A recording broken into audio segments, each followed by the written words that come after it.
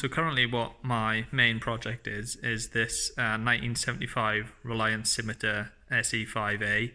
I engine swapped this from the 3 litre V6 to a Saab 2.3 turbo, probably up two and a bit years now, and it's run great.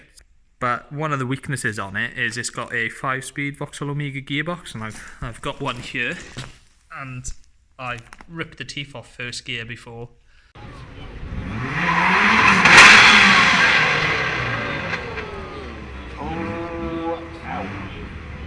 Turns out I've also tweaked the prop shaft very slightly.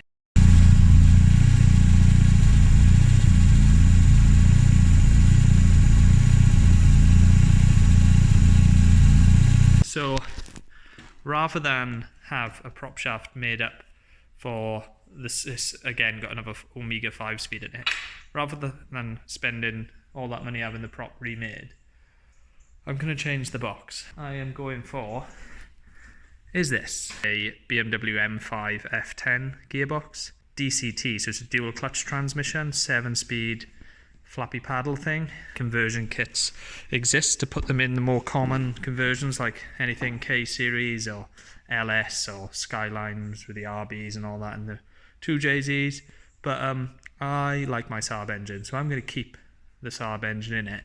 So no conversion kit exists for this. I'm marking out a Bellhausen adapter. The plan is to graft that onto the back of a Saab engine. I've bought a second-hand dual mass flywheel off an M3, which is a dual clutch transmission gearboxed car as well.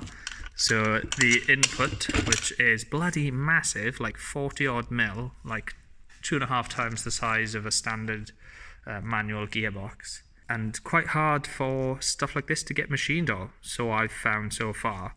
Not many people are willing to make one adapter for this, and the people who have these adapters in their kits for, like I say, K series, LS, all that, nobody wants to sell me one of these individually so I can modify it. So I bought a second-hand flywheel off an M3.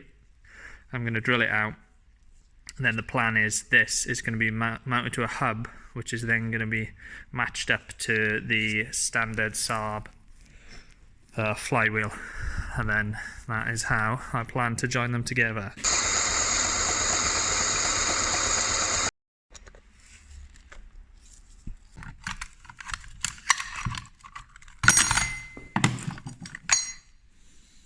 Alright, that's what I was after. Destroying BMW M3 parts for Reliant Scimitar. That sort of shows what sort of weirdo I am. Happy. So I gave this to someone with a plasma cutting table. This is what we have. I've just noticed I didn't actually mention how I marked out to know what diameter to cut the centre bit out. Well, it's not important because I'm not using that central bit to align it, so it's just free-handed 8mm steel. So I've had this adapter made in a lathe out of a piece of aluminium. It's the right size for the splined adapter to fit in. Then the plan is that sits on the box. The back end of this then, an interference fit for where the engine rear main seal goes. So the adapter plate is dowel pinned to the back plate, and then this is a very tight interference fit over that. Then happy. I can then transfer the bolt holes through from the box to the plate, and then the engine to the plate, countersink it, stud it, whatever it's going to be. It's going to be a mishmash of bolts going one way and bolts going the other. Progress. Right, I'm off to see a friend with a lathe tomorrow. So I'm taking the box and the engine with me. And then the plan is I'll remove the back end of this until it's just a size for the dowel in there. Gotta pull the spigot bearing out. So it centers on that. Then little raised section to clear the lip here. Then transfer the holes through. There's a a lot of metal to be removed, but hopefully I don't trash it. Not used a lathe myself for 15, 16 years, so I'll be throwing it all away tomorrow.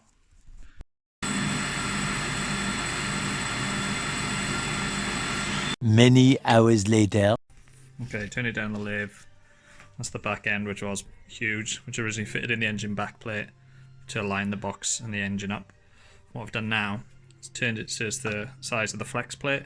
That fits over, then I can transfer the bolt holes through for the crank. This may just work. Right, bolt holes transferred through. Did go that top right one. I've gone slightly too far. Dope. These are going to be opened up to like 11mm anyway, so it should be okay. And it's just sandwiched rather than actually threaded or anything like that, so hopefully it'll be okay.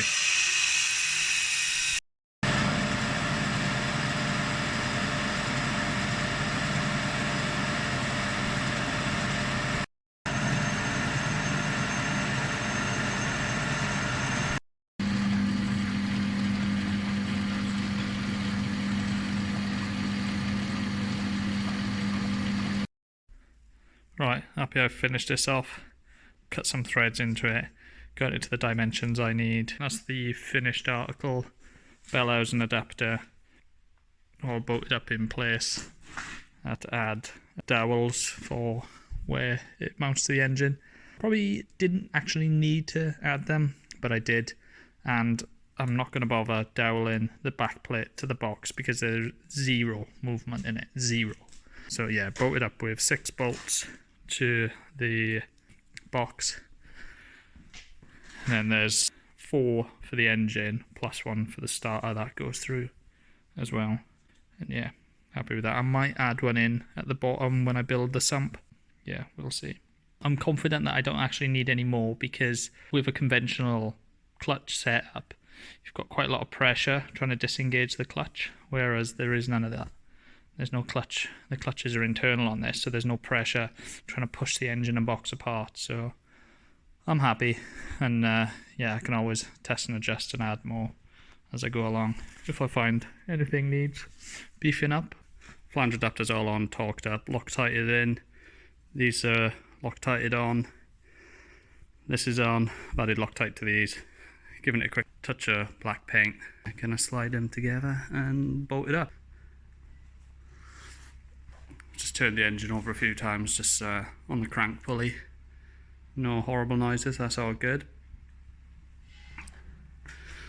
So I'm just going to try fitting it in the engine bay.